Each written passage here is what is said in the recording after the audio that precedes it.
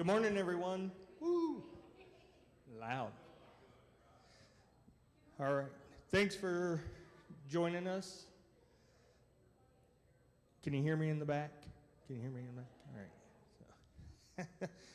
All right. If you're new to us, please don't judge us based on me. I am usually not up here. So, got a little something for you. Why did Noah not fish while he was on the ark? Anybody know? He only had 2 worms.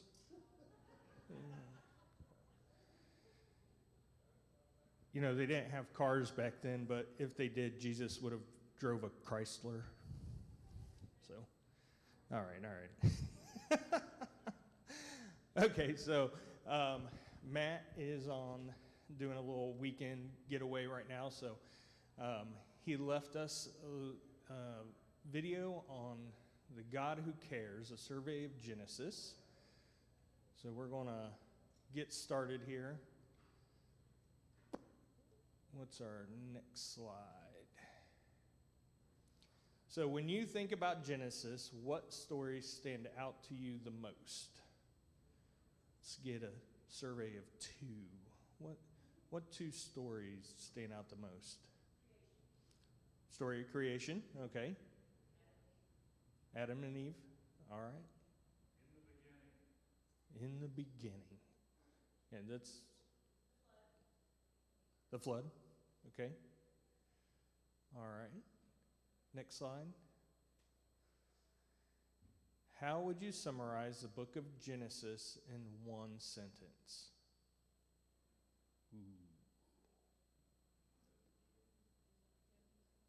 In the beginning, God. How it all started. Okay. How about why we're in the mess we are now? Yep. God created the world and man screwed it up. Okay. All right, I think, is there one more slide and then the video, or it's a video now? All right, so we got a little video. The book of Genesis. It's the first book of the Bible, and its storyline divides into 2 main parts. There's chapters 1 through 11, which tell the story of God and the whole world. And then there's chapters 12 through 50, which zoom in and tell the story of God and just one man, Abraham, and then his family. And these 2 parts are connected by a hinge story at the beginning of chapter 12. And this design, it gives us a clue to how to understand the message of the book as a whole and how it introduces the story of the whole Bible. So the book begins with God taking the disorder and the darkness described in the 2nd sentence of the Bible, and God brings out of it order and beauty and goodness. He makes a world where life can flourish. And God makes these creatures called humans, or Adam in Hebrew. He makes them in his image, which has to do with their role and purpose in God's world. So the humans are made to be reflections of God's character out into the world. And they're appointed as God's representatives to rule his world on his behalf, which in context means to harness all of its potential, to care for it, and make it a place where even more life can flourish. God blesses the humans. It's a key word in this book. And he gives them a garden. It's like a place from which they begin starting to build this new world. Now, the key is that the humans have a choice about how they're going to go about building this world. And that's represented by the tree of the knowledge of good and evil. Up till now, God has provided and defined what is good and what is not good. But now God is giving the humans the dignity and the freedom of a choice. Are they going to trust God's definition of good and evil, or are they going to seize autonomy and define good and evil for themselves? And the stakes are really high. To rebel against God is to embrace death, because you're turning away from the giver of life himself. This is represented by the tree of life. And so in chapter 3, a mysterious figure, a snake, enters into the story. The snake's given no introduction other than it's a creature that God made. And it becomes clear that it's a creature in rebellion against God, and it wants to lead the humans into rebellion and their death. The snake tells a different story about the tree and the choice. It says that seizing the knowledge of good and evil are not going to bring death, that it's actually the way to life and becoming like God themselves. Now, the irony of this is tragic because we know the humans, they're already like God. They were made to reflect God's image. But instead of trusting God, the human seize autonomy. They take the knowledge of good and evil for themselves, and in an instant, the whole story spirals out of control. The first casualty is human relationships. The man and the woman, they suddenly realize how vulnerable they are. Now, they can't even trust each other. And so they make clothes and they hide their bodies from one another. The second casualty is that intimacy between God and the humans is lost. So they go and run and hide from God, and then when God finds them, they start this game of blame shifting about who rebelled first. Now, right here, the story stops, and there's a series of short poems where God declares to the snake and then to the humans the tragic consequences of their actions. God first tells the snake that despite its apparent victory, it is destined for defeat, to eat dust. God promises that one day a seed or a descendant will come from the woman who's going to deliver a lethal strike to the snake's head, which sounds like great news, but this victory is going to come with a cost because the snake too will deliver a lethal strike to the descendant's heel as it's being crushed. It's a very mysterious promise of this wounded victor. But in the flow of the story so far, you see this is an act of God's grace. The humans, they've just rebelled, and what does God do? He promises to rescue them. But this doesn't erase the consequences of the humans' decision. So God informs them that now every aspect of their life together, at home and out in the field, it's going to be fraught with grief and pain because of the rebellion, all leading to their death. From here, the story then spirals downward. Chapters 3 through 11, they trace the widening ripple effect of the rebellion and of human relationships fracturing at every level. So there's a story about two brothers, Cain and Abel. Cain's so jealous of his brother that he wants to murder him. And God warns him not to give in to the temptation, but he does anyway. He murders him in the field. So Cain then goes on to build a city where violence and oppression reign. And this is all epitomized in the story of Lamech. He's the first man in the Bible to have more than one wife. He's accumulating them like property. And then he goes on to sing a short song about how he's more violent and vengeful than Cain ever was.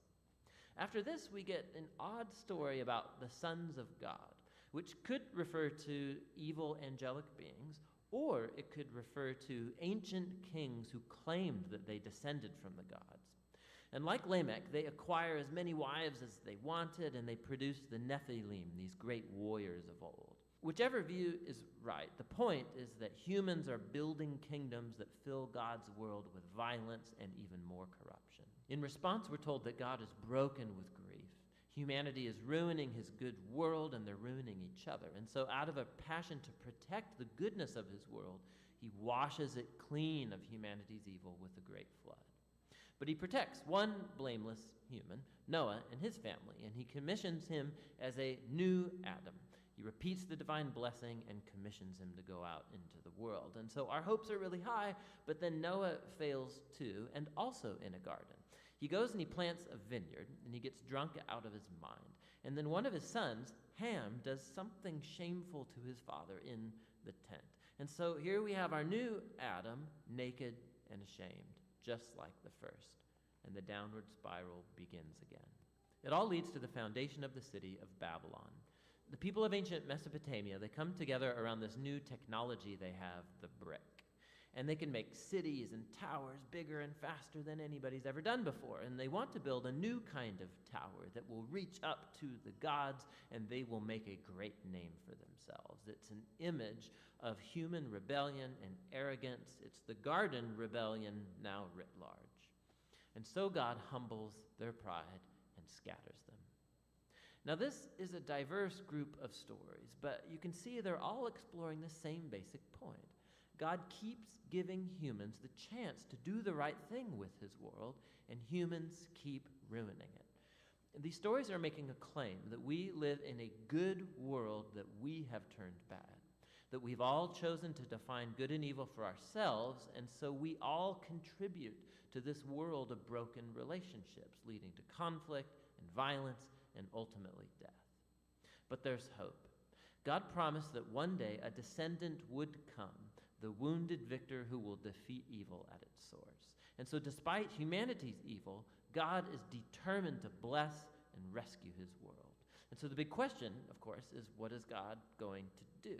And the next story, the hinge, offers the answer. But for now, that's what Genesis 1 through 11 is all about.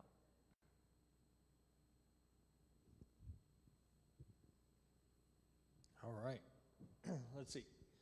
Both Adam and Noah found themselves naked and ashamed in a garden. Can you think of any other similarities in their stories?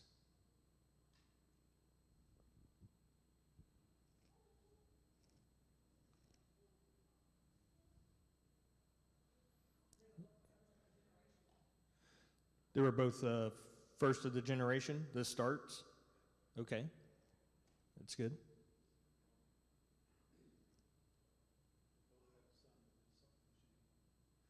They both had a son that did something shameful. Sure. Yeah. Cain and Ham.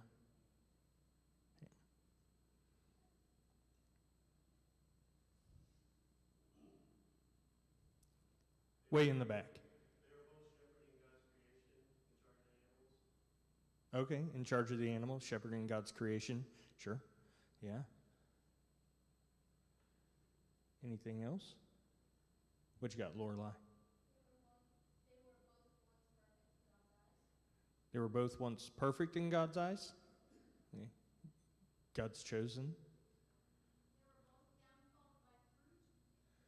Downfall. Oh, that's a good one. Yeah. Fruit was a down. So fruit is bad. So everybody don't eat fruit. No. They were both commanded to be fruitful and multiply. Yeah.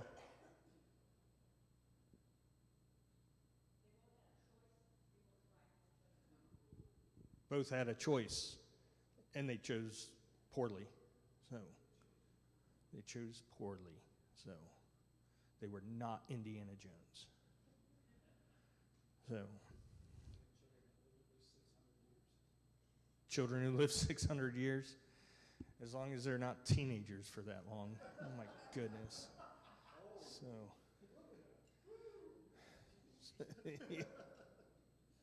there was a comedian said something about the devil, Lucifer falling, and he believes that it was when Lucifer was 16. That's yeah. So there's actually quite a few similarities between them, which, me thinking about it, I guess kind of shows our,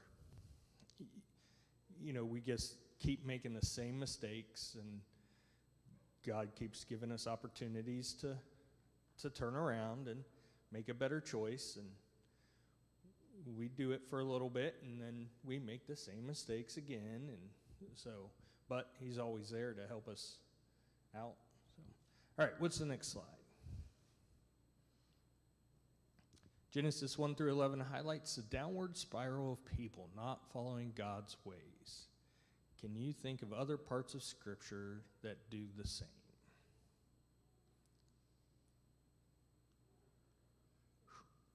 Yeah, it's pretty much the entire thing, almost, right? Yeah.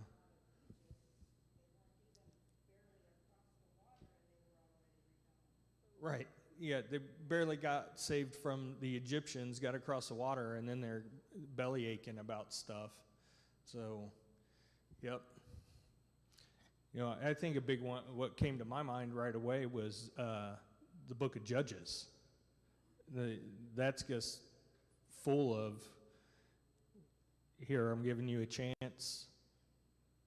You fall away. I've got to, God's got to start it over. Give you a chance. You do all right for a generation. Start it over. And just the whole thing seems to be that way. All the kings of Israel. Yep. So it does seem to be within that, after that second generation, it kind of starts going down again. So, all right. what's next? Are there any other themes you can think of presence in Genesis 1 through 11?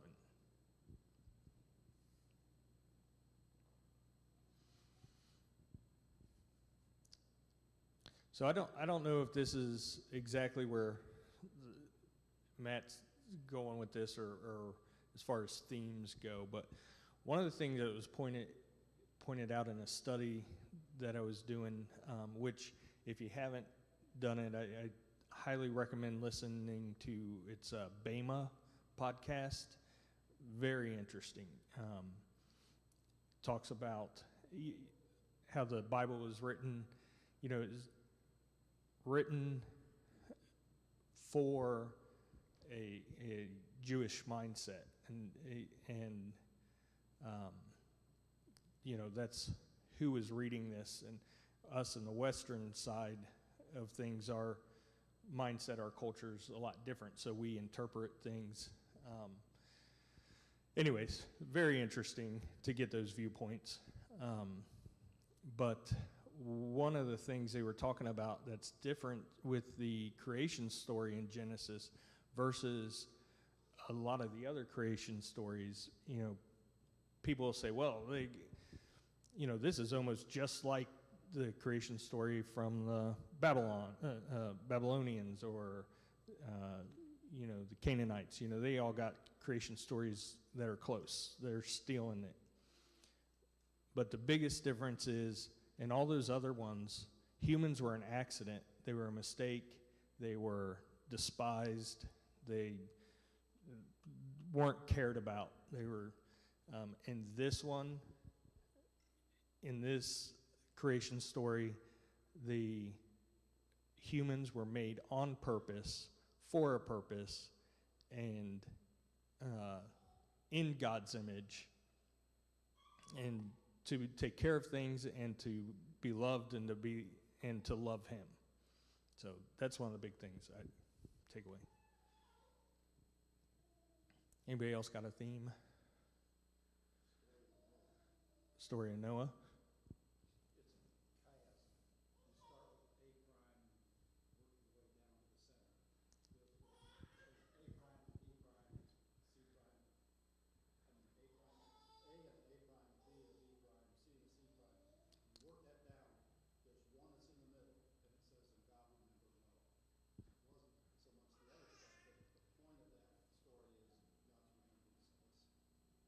Okay. Yeah. So if you didn't hear, the story is told. The beginning is, he said A, and then the end's A prime. There's similarities, and it works down to the middle. And when they talk about this was in the Bema study as well. I don't know if that's where you got this from, but they talk about this in a lot of the different stories. And the scholars, and I'm sure they debate these things, but the scholars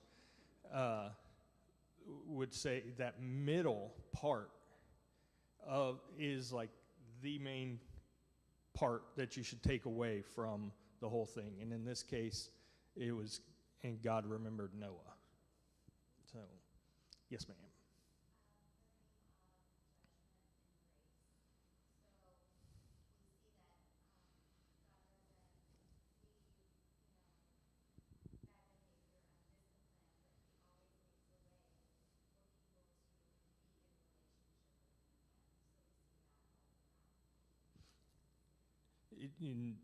Judgment and grace. Judgment and grace, yes. And that's, you know, I think you hit it right there on the head with that, because there's a lot of things in the Old Testament, and that, again, that Bema really pointed it out to me.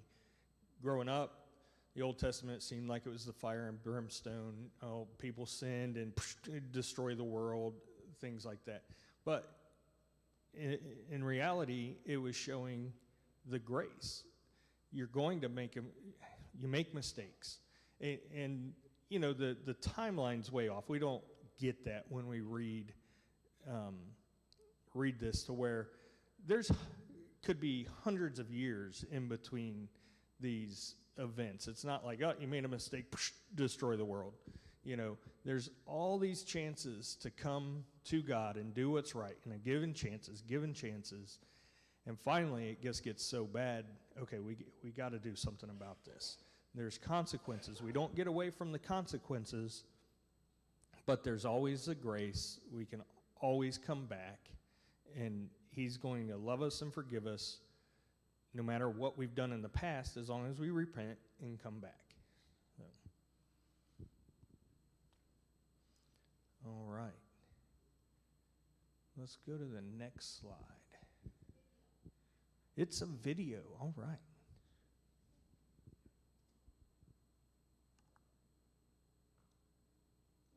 The book of Genesis. In the first video, we saw how chapters 1 through 11 set up the basic storyline of the Bible. God has created all things, and he makes humans in his image to rule the world on his behalf.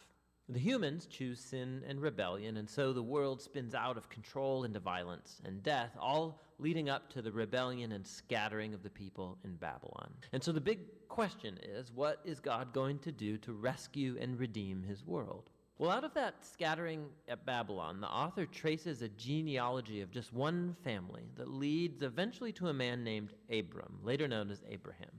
And God's promise to Abraham at the beginning of chapter 12 opens up a whole new movement in the story. God calls Abraham to leave his home and go to the land of Canaan, which God says will become his one day. And in that land, God promises to make Abraham into a great nation, to make his name great, and to bless him. Now, these promises are connected back to earlier parts of the book. So Babylon had arrogantly tried to make a great name for itself, and that didn't go over very well. But God, in his generosity, is going to bestow a great name on this no-name guy, Abraham. And God's blessing of Abraham echoes all the way back to that original blessing God gave humanity in the beginning. So the question is, why is God going to bless Abraham and his family? And the last line of God's promise makes this clear. So that all the families of the earth will find God's blessing in you. Now, this is key for understanding the whole rest of the biblical story. God's plan is to rescue and bless his rebellious world through Abraham's family. And this is why the whole rest of the Old Testament story is just going to focus on this one family, eventually called the people of Israel.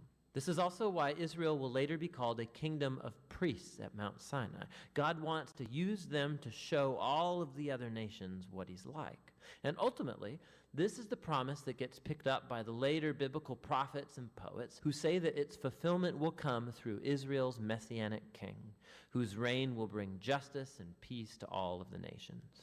Now, at this point of the story, none of that's clear. You just have to keep reading and watch the promise develop. And so the rest of the book focuses on Abraham and his family. First, Abraham himself, then his son Isaac, and then his son Jacob, and then Jacob's 12 sons. And the stories about each generation, they're united by two main themes. So first, each generation of Abraham's family is marked by repeated failure. They just keep making really bad decisions that mess up their lives and that put God's promise in jeopardy. However, God remains faithful to them. He keeps rescuing them from themselves and reaffirming his commitment to bless them and bless the nations through them despite their failings. So the Abraham stories. God had promised Abraham a huge family, but on two different occasions, he's afraid for his life because other men are attracted to his wife, and so he denies that he's even married to her, which creates, of course, all of these problems. And not only that, Abraham and his wife Sarah, they can't have children, and so Sarah arranges for Abraham to sleep with one of their servant girls, which also creates all of these problems in the family. But each time, God bails Abraham out. And in chapters 15 and 17, God even formalizes his promise to Abraham with an official commitment called a covenant. This is a classic scene. God invites Abraham to look up at the night stars and to count them. And he says, that's how numerous your family's going to be. And despite all of the odds, having no kids and no way to have any at the moment, Abraham looks up in the sky and simply trusts God's promise. And God responds by entering into a covenant with Abraham, promising that he will become a father of many nations, that God's blessing may come to the whole world. God asks Abraham to mark his family with a sign of the covenant, circumcision of all the male boys in the family. This is a symbol to remind them that the fruitfulness of their family is a gift from God. And so Abraham has lots of kids eventually, and he dies at a good old age.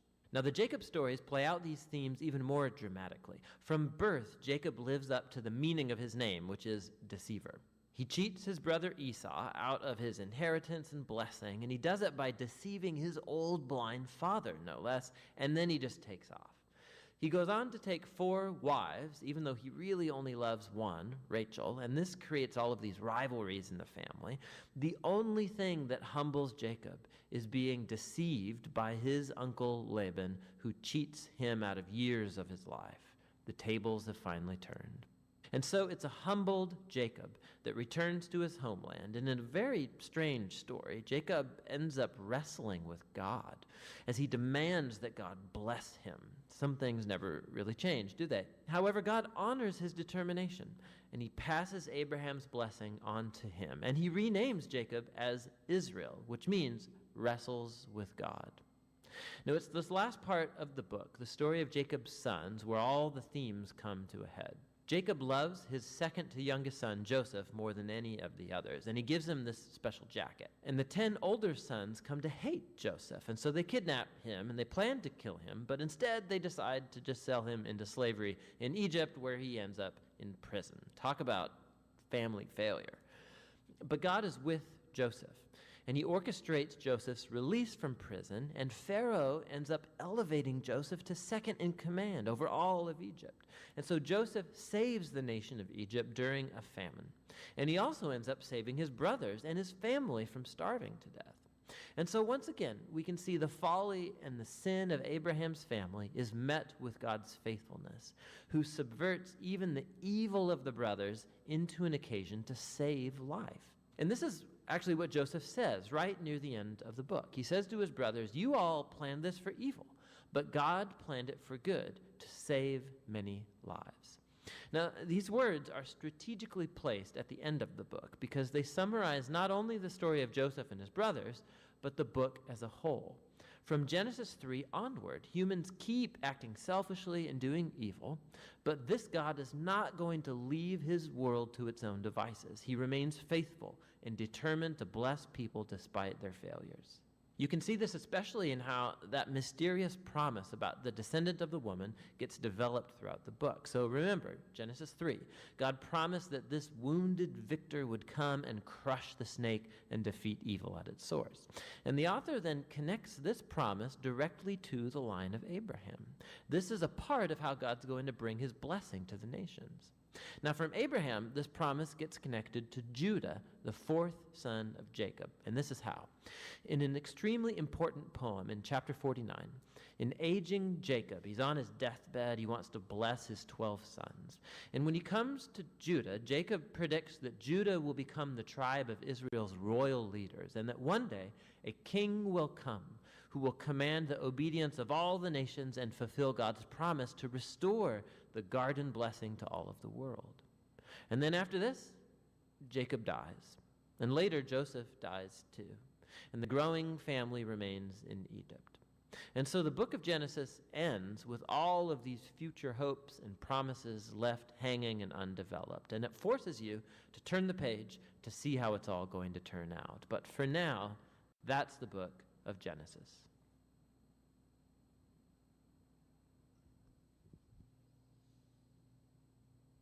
All right, Genesis 12 starts the story of Abraham's family. How would you describe Abraham to someone who has never read Genesis?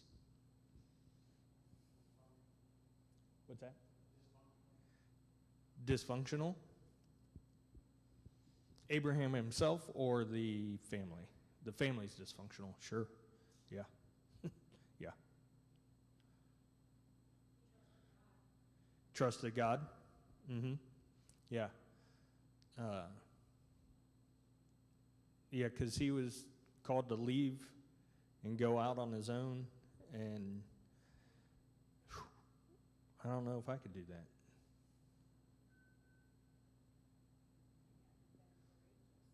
Courageous.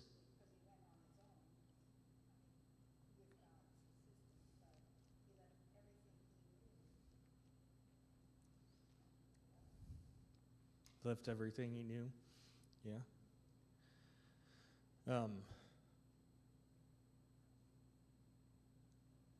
Someone somewhere told me that,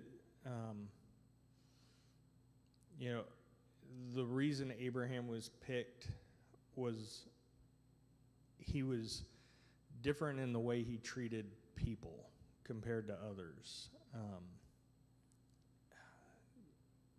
Man, maybe someone could help me out because I'm forgetting the exact, but he treated others the way that God would treat them, and that's why he himself was picked.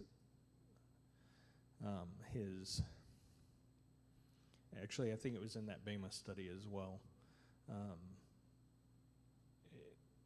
And again, it's kind of the little bit of the Western ideology versus an Eastern as far as welcoming strangers and taking care of them and things like that. A lot of us, I know myself, it's like, I don't know you, please stay away. Where a lot of times other cultures are like, oh, come in. What's yours is mine, or what's mine is yours. Some other cultures are that way. The other one, what's yours is mine. So, but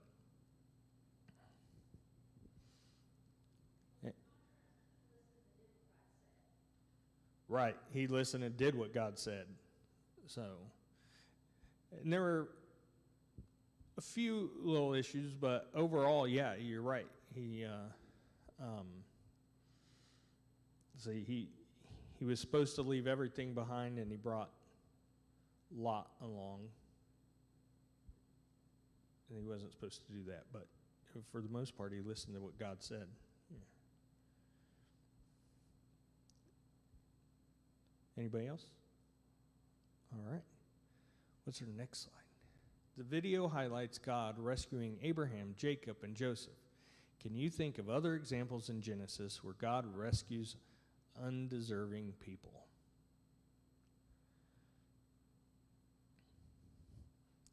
I think we could go back to right to the beginning, Adam and Eve, right? They didn't do what he said. Then you've got Noah. I mean, honestly, does any of the people that he saves, are they deserving of that, of saving? I mean, I would argue no. So, but, God saw something in them that was worth saving. And like the end said, he's going to use it all for good. Anybody got something different on that? All right. The video states the summary of Genesis as God's plan to rescue and bless his rebellious world through Abraham's family. Do you agree with this summary? If not, how would you rephrase it? His plan to rescue and bless his rebellious world through Abraham's family. All right. If you agree, why do you agree?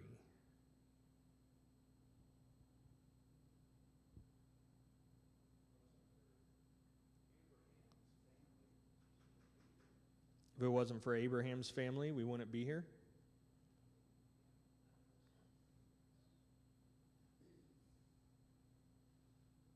Just all through him?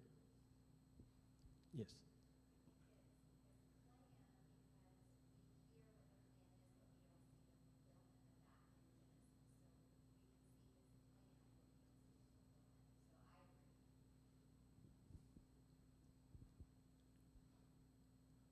Yes, sir. Exactly. Through his plan, Jesus was born. And like Tawanda said, we don't see it in Genesis, but when you take everything as a whole, that's how he fulfilled the plan. So,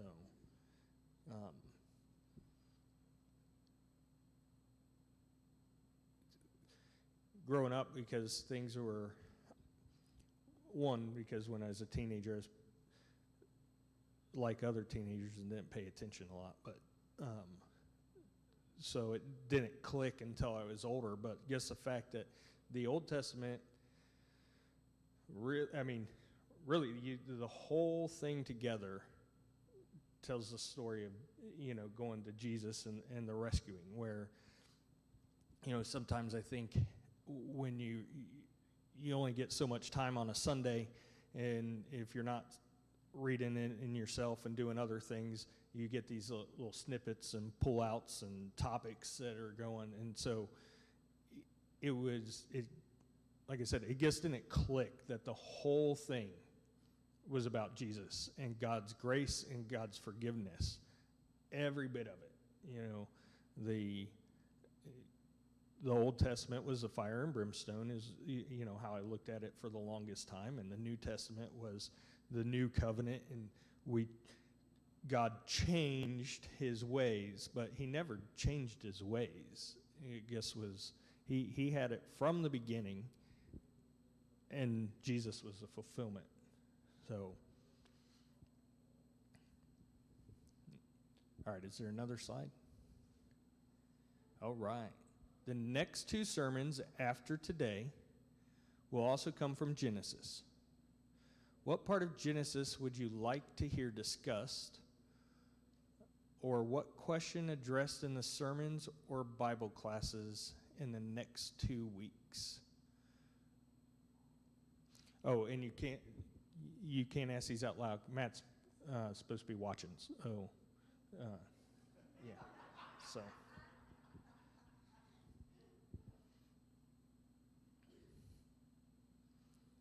Any?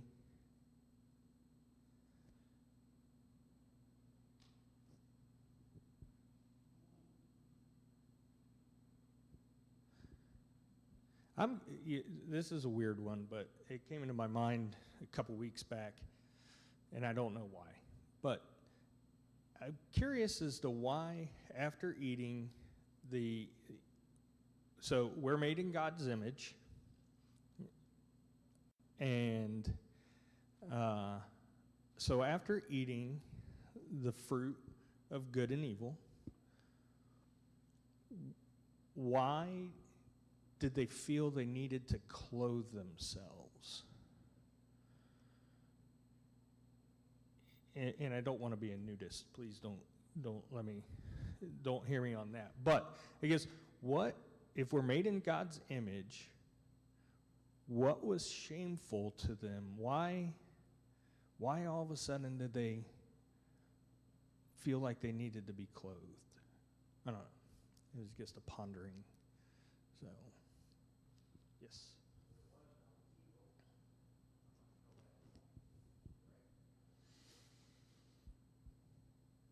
There was no evil up until that point. I was going to say scholars debate. I would imagine that's a scholars debate these things, right? Because is it like darkness and light? So there's darkness. If there's the absence of light, then there's darkness. That's not true, because the devil and his angels were taken out before creation. Devils and his angels were taken out before creation. Exactly 16 years after creation, he rebelled. I'm just kidding. Devil appeared in the garden. Okay. Yeah.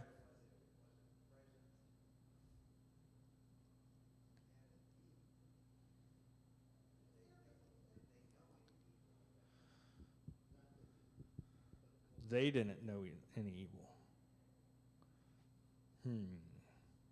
Good question for Matt to answer in the next 2 weeks.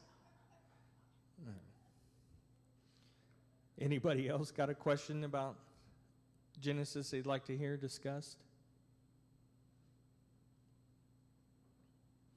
Well, I would imagine he wouldn't mind if you think of something, text, email, and he'll look at those. So, but we are out of time. Thank you guys for allowing me to facilitate class today. Everybody go get you a cookie and something to drink. So see y'all in a little bit.